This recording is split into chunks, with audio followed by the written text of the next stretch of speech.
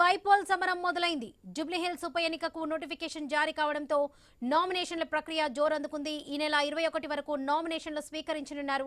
22న పరిశీలన ఉంటుంది. ఈ నెల 15న కాంగ్రెస్ బీఆర్ఎస్ అభ్యర్థులు నామినేషన్ దాఖలు చేయనున్నారు. ఈ నెల 24 వరకు ఉపసంహరణకు గడువు విధించారు. కాగా నవంబర్ 11న జూబ్లీహిల్స్ ఉప ఎన్నికకు పోలింగ్ జరగనుంది. 14న ఫలితాలు లెక్కింపు జరిపి అదే రోజు వెల్లడించనున్నారు.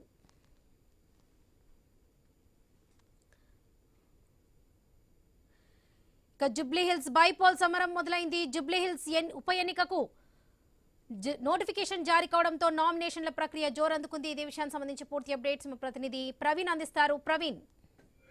వరలక్ష్మి అయితే జూబ్లీహిల్స్ అసెంబ్లీ నియోజకవర్గం బైపోల్ ఎలక్షన్ కు మొత్తం కూడా అయితే ఎన్నికల సంఘం నోటిఫికేషన్ జారీ చేసింది. జారీ చేసిన నేపథ్యంలో ఈ నెల 21 వరకు నామినేషన్ల స్వీకరణ కొనసాగుతుంది అంటూ కూడా తెలపడం జరిగింది. అదేవిధంగా ఈ వ్యవధిలో ప్రభుత్వ పని దినాలు అయితే హాలిడేస్ తప్ప ప్రభుత్వ పని దినాల అన్నిట్లో కూడా నామినేషన్స్ అభ్యర్థులు దాఖలు చేయొచ్చు అంటూ కూడా అయితే తెలపడం జరిగింది.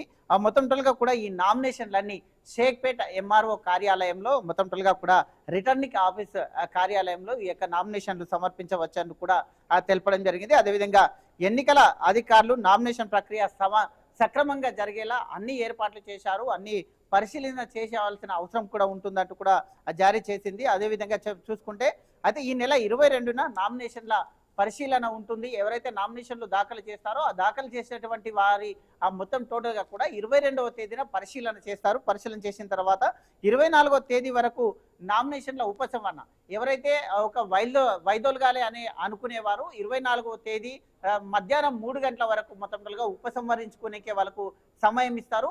అయితే 3 గంటల తర్వాత మొత్తంగా కూడా అదే రోజు ఉపసంహరించుకున్న తర్వాత ఎవరైతే అభ్యర్థులుగా మిగులుతారో వారే యొక్క బరిలో ఉంటారు. కాబట్టి వాళ్ళ యొక్క తుది జాబితా ఏదైతే ఉంటుందో ఆ యొక్క తుది జాబితాను 24వ తేదీ సాయంత్రం అయితే మొత్తంగా కూడా 3 గంటల తర్వాత ప్రకటిస్తారు. మొత్తంగా కూడా అయితే ఈ యొక్క ఉప ఎన్నిక నవంబర్ 11వ తేదీ ఉదయం 7 గంటల నుండి ఉప ఎన్నిక అయితే ఎలక్షన్ స్టార్ట్ అవుతుంది. స్టార్ట్ అయిన తర్వాత సాయంత్రం 7 గంటల వరకు కూడా ప్రాసెస్ కొనసాగుతుంది అంటూ కూడా తెలపడం జరిగింది. అదేవిధంగా నవంబర్ 14న యూసుఫ్గూడలోని కోట్ల విజయభాస్కర్ రెడ్డి స్టేడియం లోపల అయితే ఈ యొక్క కౌంటింగ్ ప్రాసెస్ నిర్వహిస్తారు.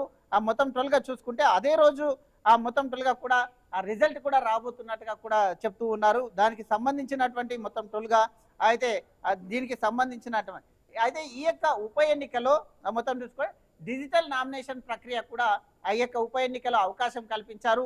అయితే ఎన్నికల సంఘం ఆ ఎస్ఆర్ పోర్టల్ ద్వారా మొత్తంగా ఈ యొక్క డిజిటల్ నామినేషన్ అంటే ఆన్లైన్లో అభ్యర్థులు దరఖాస్తు చేసుకోవడానికి అవకాశం కూడా కల్పించారు. మొత్తంగా ఏదైతే ఆన్లైన్లో అభ్యర్థులు దరఖాస్తు చేసుకోవాలంటే ఎవరైతే అయితే నామినేషన్లు దరఖాస్తులు చేసుకోవడానికి కొన్ని పత్రాలు సమర్పిస్తారు. కాబట్టి ఆ యొక్క పత్రాలని అధికారులు మొత్తం టోల్గా చూసుకుంటే కనుక దానికి